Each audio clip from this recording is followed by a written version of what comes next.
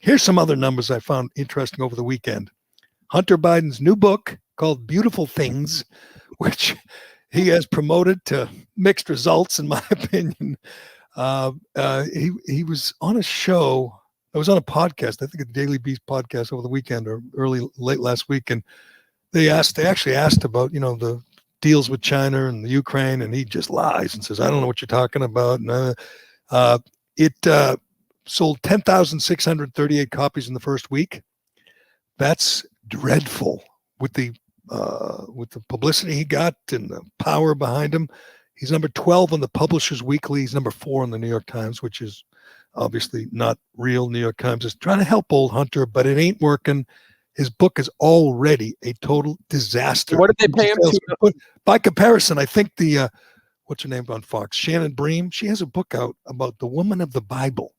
Does that sound like a little limited audience? Women of the Bible. She tells stories about women who are in the Bible and what they did.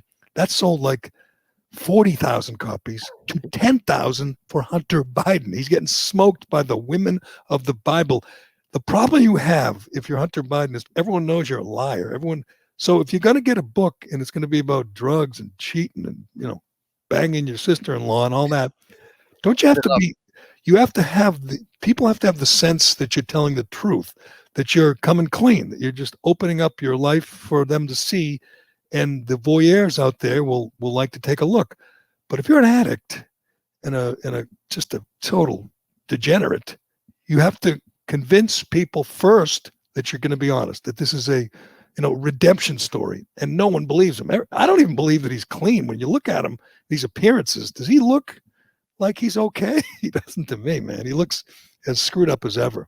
Don't you think it's just kind of a racket anyway? Because he got what, $2 million? Yes, I think it's a money laundering scheme. Well, that's what I mean.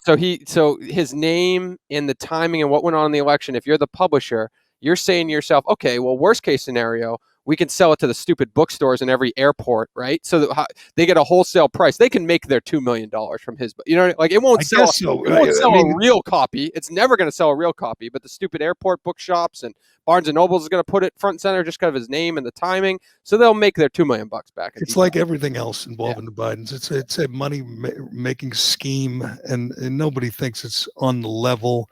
And there's a couple other books. There's a movie being made about Hunter called My Son Hunter that won't get any publicity, but that'll be interesting. And then there's that book by the New York Post editor Miranda Devine, which has a great cover photo of Hunter with the cigarette in his mouth. It's called The Laptop from Hell, and it's all about the stuff on the laptop. That will be an interesting read, a much better read, I think, than Hunter. I just picture Hunter's book as being, it's a scheme. You know that he's not doing it for any righteous reasons. He's just trying to make money, just trying to, just get through it. That's all. Get through it. It's full of lies. I can't imagine actually plunking down $25, $30 or even ordering it on Amazon and thinking you're going to get any truth out of it.